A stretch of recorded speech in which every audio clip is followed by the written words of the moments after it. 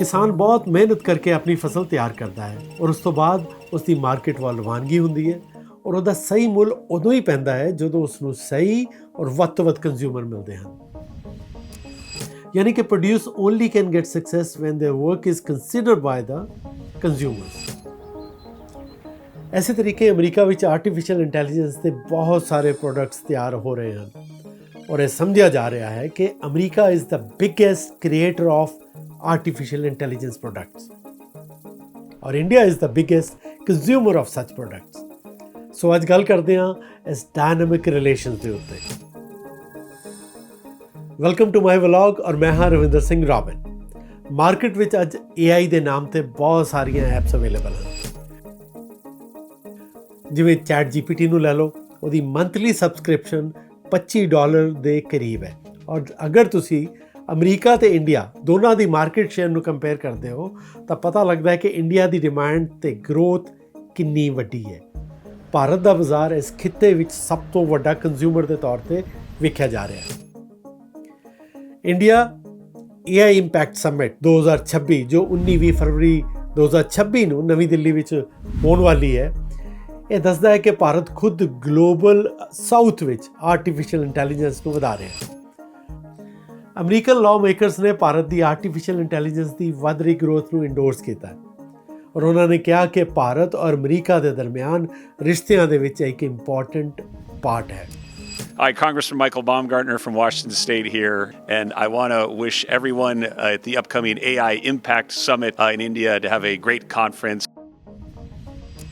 AI is going to have a profound impact on societies. I think the partnership between the US and India more broadly can certainly be applied to the future of AI. American lawmakers ਔਰ American tech CEOs Indian consulate Seattle ਵਿਖੇ AI India impact summits 2026 ਨੂੰ ਧਿਆਨ 'ਚ ਰੱਖਦੇ ਹੋਏ ਕੀਤੀ ਗਈ pre event briefing ਵਿੱਚ ਹਿੱਸਾ ਲੈ ਰਹੇ ਸਨ ਔਰ ਰਾਊਂਡ ਟੇਬਲ ਡਿਸਕਸ਼ਨ ਵਿੱਚ ਉਹਨਾਂ ਨੂੰ ਇਹ ਗੱਲ ਸਮਝਾਈ ਗਈ ਕਿ ਪੀਪਲ, ਪਲੈਨਟ ਅਤੇ ਪ੍ਰੋਗਰੈਸ ਇਹ ਤਿੰਨ ਪਿਲਰ ਨੇ ਜਿਨ੍ਹਾਂ ਤੇ ਭਾਰਤ ਕੰਮ ਕਰ ਰਿਹਾ ਹੈ। Discussions like this actually allows us where the governing side and the entrepreneurial business side are talking of how to work together. Artificial intelligence ਦੇ ਖੇਤਰ ਵਿੱਚ ਭਾਰਤ ਵਿੱਚ ਬਹੁਤ ਸਾਰੇ ਮੌਕੇ ਔਰ ਚੁਣੌਤੀਆਂ ਦੋਵੇਂ ਹਨ। ਪਹਿਲਾਂ ਮੌਕੇ ਕੀ ਹਨ? ਭਾਰਤ ਵਿੱਚ ਡਿਜੀਟਲ ਡਾਟਾ ਇਨਫਰਾਸਟ੍ਰਕਚਰ ਹੈ, ਵੱਡੀ ਕੰਜ਼ਿਊਮਰ ਆਬਾਦੀ ਹੈ, ਲਾਰਜ ਨੰਬਰ ਆਫ ਸਟਾਰਟਅਪ ਇਕੋਸਿਸਟਮਸ ਹੈ ਔਰ ਸਸਤੇ GPUs ਹੈ। ਇਹ ਸਭ ਆਰਟੀਫਿਸ਼ੀਅਲ ਇੰਟੈਲੀਜੈਂਸ ਦੇ ਖੇਤਰ ਵਿੱਚ ਬਹੁਤ ਇੰਪੋਰਟੈਂਟ ਹਨ। ਹੁਣ ਚੁਣੌਤੀਆਂ ਕੀ ਹਨ? ਆਰਟੀਫਿਸ਼ੀਅਲ ਦੀ governance, data privacy, job displacement, ਇਹਨਾਂ ਮੁੱਦਿਆਂ ਨੂੰ ਭਾਰਤ ਨੂੰ ਐਡਰੈਸ ਕਰਨਾ ਹੋਵੇਗਾ।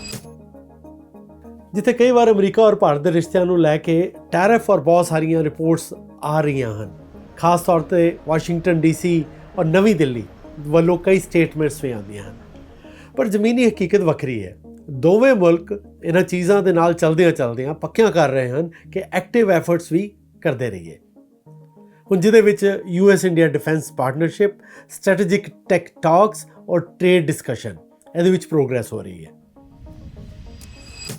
ਸੋ ਗੱਲ ਬਿਲਕੁਲ ਸਿੱਧੀ ਜੀ ਹੈ। ਅਮਰੀਕਾ ਵਿੱਚ ਕੀਤੀ ਜਾ ਰਹੀ ਆਰਟੀਫਿਸ਼ੀਅਲ ਇੰਟੈਲੀਜੈਂਸ ਦੀ ਪੈਦਾਵਾਰ ਔਰ ਭਾਰਤ ਵਿੱਚ ਵੱਡੀ ਕੰਜ਼ਿਊਮਰ ਮਾਰਕੀਟ ਦੋਵਾਂ ਮੁਲਕਾਂ ਨੂੰ ਹੋਰ ਨਜ਼ਦੀਕ ਲਿਆ ਸਕਦੀ ਹੈ। ਤੁਸੀਂ ਕੀ ਸਮਝਦੇ ਹੋ?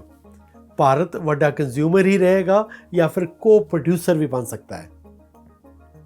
ਆਪਣੇ ਵਿਚਾਰ ਸਾਡੇ ਸੋਸ਼ਲ ਮੀਡੀਆ ਹੈਂਡਲਸ ਤੇ ਜ਼ਰੂਰ ਸ਼ੇਅਰ ਕਰਿਓ ਔਰ ਆਉਣ ਵਾਲੇ ਸਮੇਂ 'ਚ ਨਵੇਂ ਮੁੱਦੇ ਨੂੰ ਲੈ ਕੇ ਫਿਰ ਹਾਜ਼ਰ ਹੋਵਾਂਗਾ। ਤਦ ਤੱਕ ਰੱਬ ਰਾਖਾ।